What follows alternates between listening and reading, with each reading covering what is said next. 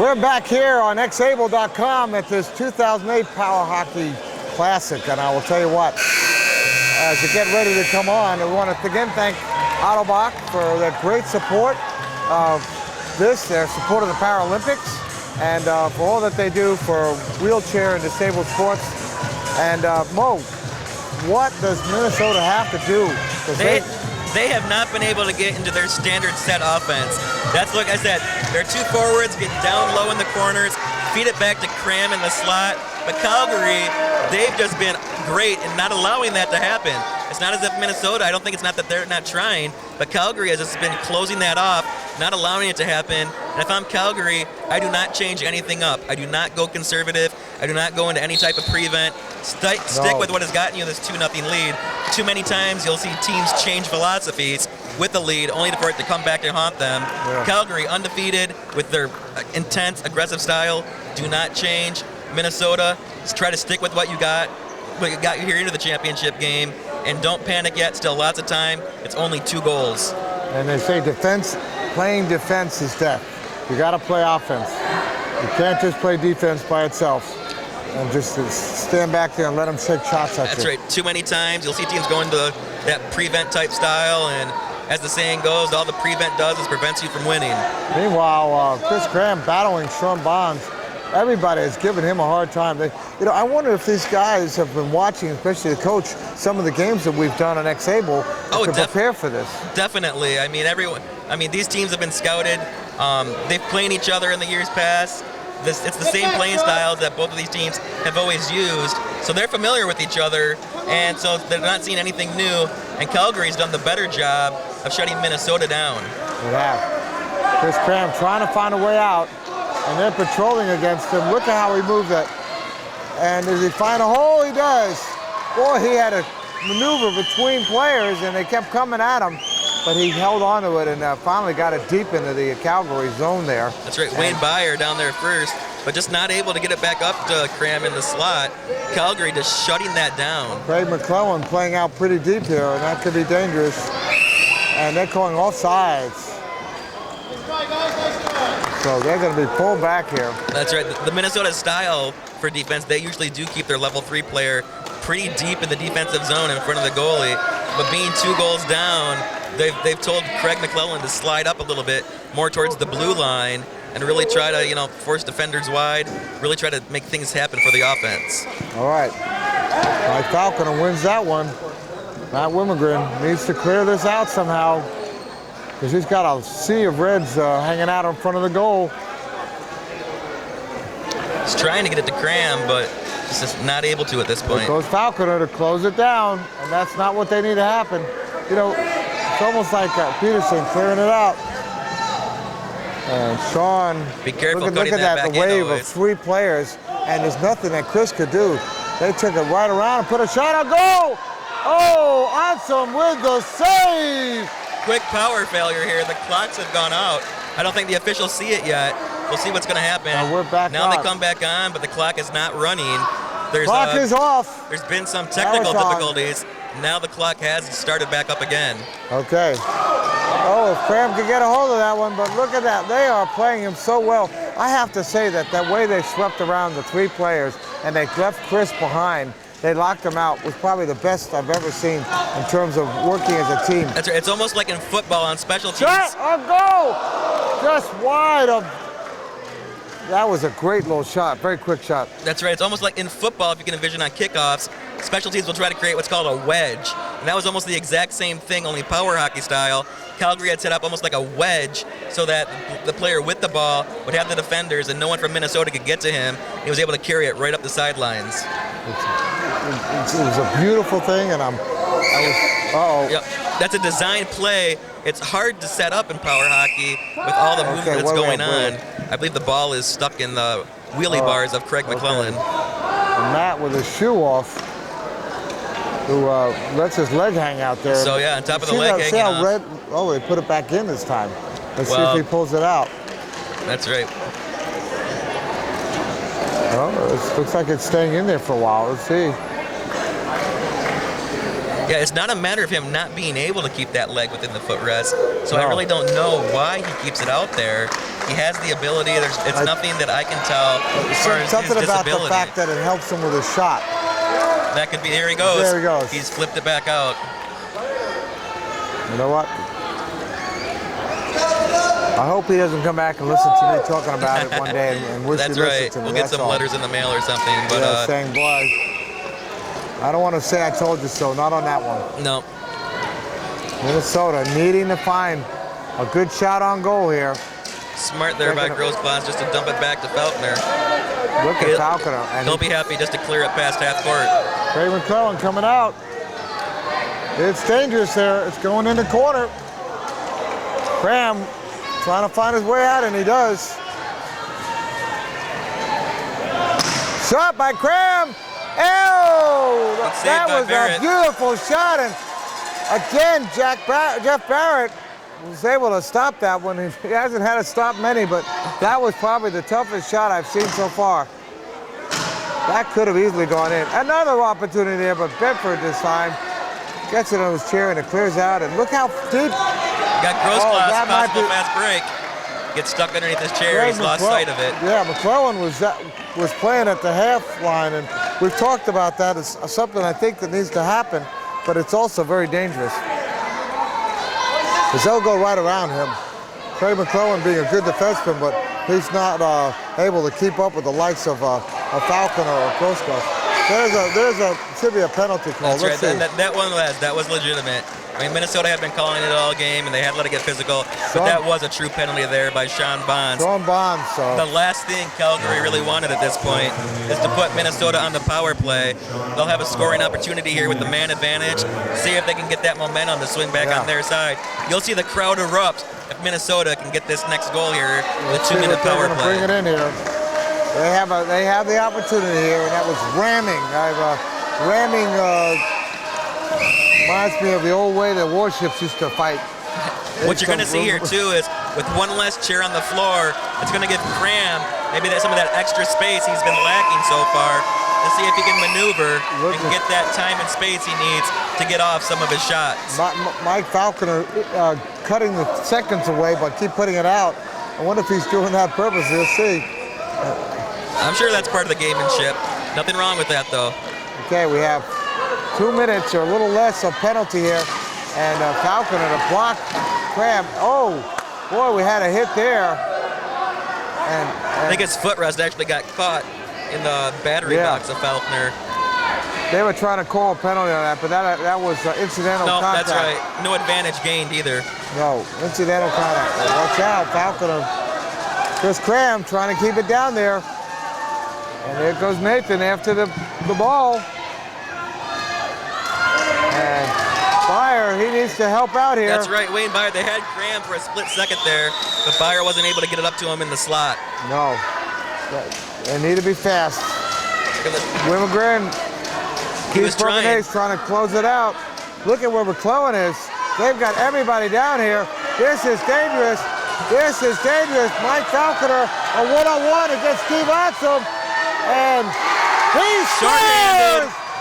That was a dangerous move there, and it was nothing that Steve could do against the mighty Mike Falconer. That's right. You know, I'm not sure I agree with that move to pull McClellan all the way up. They were already on the power play. They already had a man advantage down there. There really was no need to get McClellan and basically clog things up for the Minnesota offense. You know, Craig, he just does not have the offense ability, being a level 3 with a stick attached to his chair. So there was really no way you could expect him to get a goal. And if nothing else, it really just clogged up the area so that Chris Cram didn't have as much open floor to really maneuver. So, you know, I'm not sure I necessarily agree with that coaching move. And right now with a 3-goal lead, 9:05 left, Calgary looking very, very happy. All right, we need to get this guy back to his chair. Another shot opportunity this time by Nathan and I think this guy threw his hat on the thing, and we need to get it back up again. Yeah, we have one fan here that's gotten a little bit in our view, but at this point, Cram really trying to take over. He realizes he can't hold anything back. Falconer also showing, though, why he was the tournament MVP heading into this championship game. All right. I'll tell you, with 8 minutes and 22 seconds left, Falconer with a hat trick so far, and he is, look at this shot. You know, at this point, not only just the tournament MVP, but he's looking for championship game MVP honors to go along with that. And he has an opportunity here unless they can somehow figure out how to answer this. But I'll tell you what, I had a feeling that this select team really was going to be strong, but I had no idea how strong they'd be against the Stars. Well, not to sound like a prophet or anything, but I think you can go back and listen to some of the earlier tapes, and I said right from the start, this Calgary team was definitely the one to beat, you know, and they've proven it throughout this tournament. They're undefeated, and here with 7:30 left, have a 3-goal lead, ready to be repeat champions of the Power Hockey Cup. By the way, you just saw Jacob Holmquist come in on us, and it looked like he might have gotten a stick or something in the face, and he wasn't too happy about that. Yeah, he still looks like he's in a little discomfort at the moment. He's going to come off the floor. Bonds with another one. Oh, it's rejected, and he loses stick. And they're going to call whistle it dead.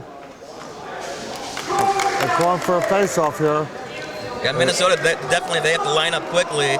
Calgary will be happy just to take their time as this clock winds down. Cram already there at the face-off circle. And Calgary, you know, like they should be, just taking their time. And the clock is their friend. 6 minutes and 45 seconds left. And Falconer basically leading the charge in such a strong way with a great supporting cast. And Luke Peterson taking it down. And it goes out. Sean Bonds. That's right. Got to be a little careful that, you know, when you make that shot, flip shot over the boards, that it isn't a forward down court motion. Otherwise, if it's directly horizontal or backwards, the referees can call a 2-minute penalty for delay of game. Yeah. But the way that they're playing right now, they could use a little bit of a man advantage out there. That's for sure. Minnesota really sort of getting down here to their final hopes. They got to find a way to get one of these in net. Maybe try to swing a little bit of momentum back their way, and then you never know. Actually, you know, the final 5 minutes, the clock will stop. You know, if they're able to get it, you know, cut that lead down. They need that one goal right now. If they're going to do something, it has to happen soon. They need to change the momentum a little bit, and at least because right now this Calgary team's feeling invincible. That's right. They really are. They have not lost a game yet, and they know what it's like to be able to hold on to it. And the only way that's going to happen is Minnesota can somehow figure out a way to answer this threat. You know, obviously the Power Hockey Cup is the big one, but let's not forget this Calgary team also in 2007 won the Canada Cup. So, I mean, they're legit. There's nothing fluky about this. They're definitely looked at as the top team in North America. All right, there it goes down there. Luke Peterson. They keep throwing different groups out there trying to figure out what the answer is. Byer and Peterson back out with Cram. They had Holmquist for a while. And so far, we have not seen the right combination to score. And I certainly know that they don't want to go down without a goal. It's 8 shots to 3. This isn't a high-scoring game in terms of high goals. Sean Bonds coming down.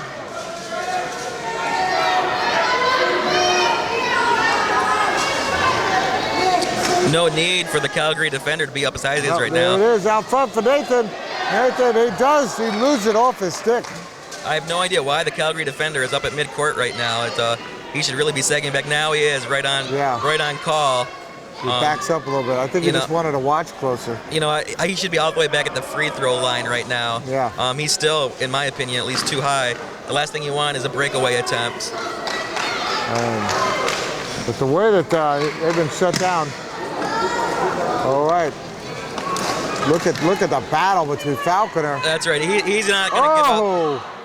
He's not going to let these final 4 minutes be anything easy for Minnesota. He's not taking anything for granted. Not at all. Well, I'll tell you what, Mike Falconer, there's no question about it. He has really been the main man in this game. And he will have to be our pick unless something amazing. Oh, shot off of Steve Onsom.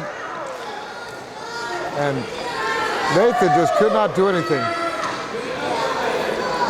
3 goals, all scored by Mike Falconer. He has stepped up his game. The whole Minnesota team as a whole only has 3 shots on goal. Mike Falconer, 3 goals himself. Okay, they're going to call it dead. I'm not sure what the call is. It was a delayed call. Yeah. I don't know if it was. Well, it Looks wouldn't like we be do have a offsides penalty. because I think it's a penalty, and it's against Sean Bonds. His second here in this final period. Sean Bonds, maybe that's just some of the inexperience being this is his first tournament. You have to really recognize the scoreboard at this point.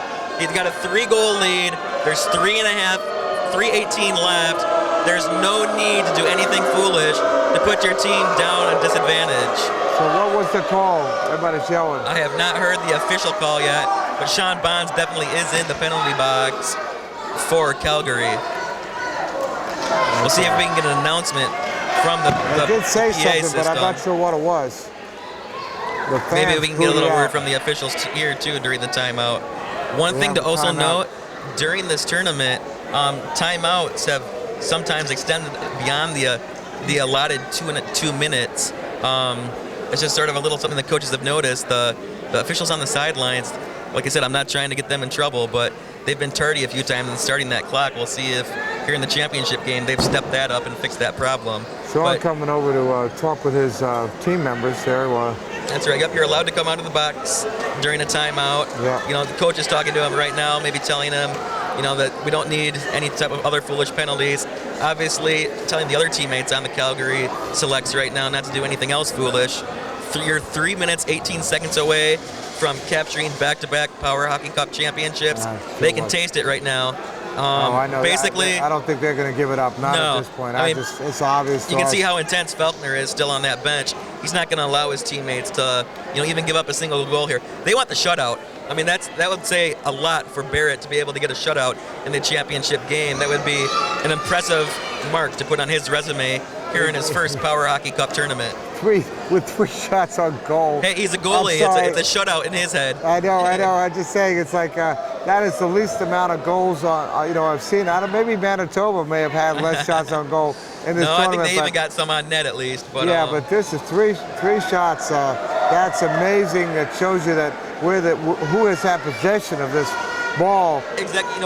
I've been talking about how Minnesota's been struggling to get their offense set up, but it's because of Calgary and their defense that Minnesota has struggled to get their offense set up.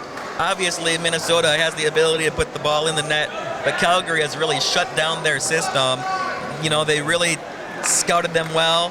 They realize that they're... Second, I just want to say, with Mike Falconer being the player of the game, we're going to want to make sure we get to him right away. Definitely. So, and I just making sure that our support staff understood that. So, That's right, yeah. I think there's no doubt in either of our minds that Mike Falconer right now, definitely a championship game MVP. I can already go to the hardware that he's won already this year. Very impressive tournament for Mike Falconer. I wouldn't expect anything less. No, PowerHockey.com player of the game, unless we see some amazing thing, which would have to be amazing to take it away from him. Exactly. If they can do that, come back here and get 3 goals in 3 minutes, I think definitely you would have to swing that vote. Felkner just taking it down low. He's going to play with it in the corner. You can hear how quiet the crowd has been for Minnesota in this game. They just have not been in it. They just... That first goal was so important. It really put the momentum in Calgary's hands right away. Got the crowd out of it. Felkner content just to make it cross midcourt. You know who I thought? I thought that a healthy Lake Raiders team might have had a better chance at them. I mean, that's just my own view. And the only reason is they have 2 good players that might divide it up. Cram basically is on his own to some degree. I'm not going to say anything wrong about Wimmergren, Beyer, Peterson, Holmquist, but I think it really is the Chris Cram show. I totally agree with that, and that's how their offense set up. Normally they're able to get their wings, to funnel the ball back up to them, but Calgary has really shut that down. Not allowed Cram to have any time and space. Wimmergren just couldn't get a stick on that. Minnesota is still trying to get those calls. 2 minutes left. It's just not going to happen. 2 minutes left, and it's in the corner. And I think Mike's happy to just let it hang out in there for a while. He's just happy to see the time going down. Seconds ticking off the clock, and they finally whistle it dead. And 36 seconds left in the power play, so yeah. Like I said, Calgary happy just to sort of play with it down in the corners, let that clock wind. They can start to taste victory right now. Minute 54 left.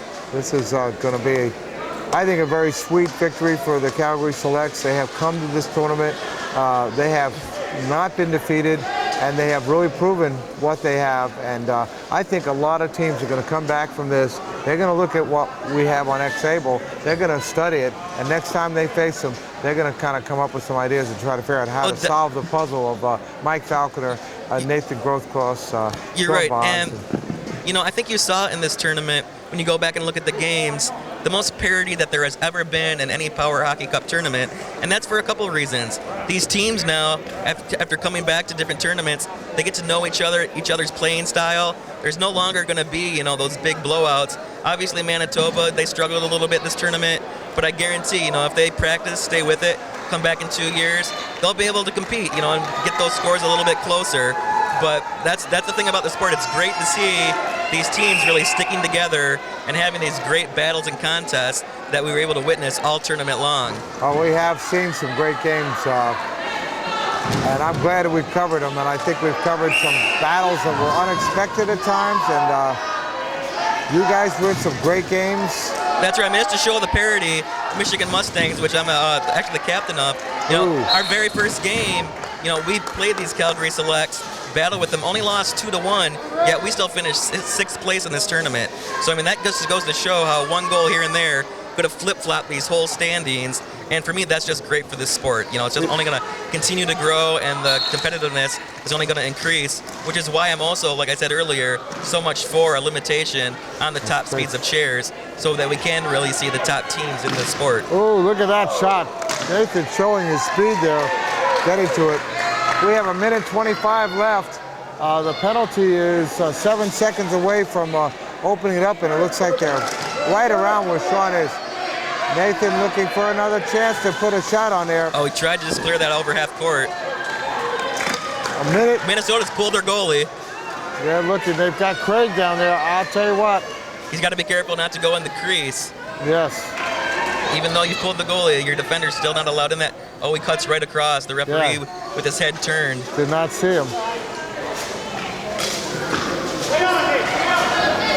Craig's got to be a little more careful than that. Craig knows better than that. It could be another penalty, and that would be a 45 seconds left. I guess at this point they know it's about over, and they're going to call a face-off here. Down the final 41 seconds. You have to give one thing. You have to give Minnesota credit. They have fought and fought and fought and fought. That's right. They have not given up, but also Calgary now putting in C.J. Ginther, one of their assistant captains, alternate captains, getting them a little playing time here in this championship game. Timeout. Yeah, Mike Falconer calling timeout for Calgary. Not quite sure what that was all about. We'll see if maybe they... He's very animated over there. I'm not sure what it is that he's talking about. He was We'll see if maybe Calgary clears their bench a little bit here, get some players into the game. That might have been the purpose of the timeout. I'm not sure, but either way, like you said, definitely hats off to Minnesota. They're the host team for this tournament. They've done a great job making everything just a wonderful experience for everyone involved. And you know, their coach is still coaching there on the sidelines. You know, 41.1 seconds left. You know, they're still not giving up. You know, pretty much out of reach at this point, but at the same time, so there's always something you can learn from opportunities like this. So you got to learn to play the full 3 periods. Yeah, 9 shots for the Calgary Saints, of which 3 scored. That's 1 out of every 3 went in. With 3 shots and no score. If the proportions they worked out, at least it would be 3-1. But I will tell you, the Calgary. That's right, the selects for Calgary. Wow. What a team. Are we looking at a dynasty maybe here, Rob? Can we put it in that category? Well, you know what? Maybe now that people get a chance to watch it, maybe they'll learn something, but it goes the other way too. They'll be able to figure out better how to handle the Chris Crams and the Steve Onsoms and all that. And, you know, it's like everybody will learn. We found that in power soccer, We found it in quad rugby. Everybody studies our tapes. The coaches have come to me and said, you know, we watched the games and it gave us some help. We got to see how we played. We got to see how the other teams play, and it helped in the strategy. So we're going to bring a new dynamic to it as we cover these sports. That's great. That's only going to help the sport. Yeah, it is. Plus, I think people will be able to use this to recruit, because when you get to watch it, then you get a chance. That's right. We definitely need more teams across the United States. You know, it's very popular in Canada, as you're seeing the top level here, but the United States, we could really start to use some more teams. Well, they didn't bring in anyone else but CJ Ginter into this game. I noticed that too. 12 seconds left in this. I think we're about at the end of the game. And you can hear the crowd yelling as Calgary still digging. Celebrates the championship. Calgary selects the 2008 Power Hockey Cup champion, and we're going to be right back with the player of the game, Mike Falconer. You're on xable.com.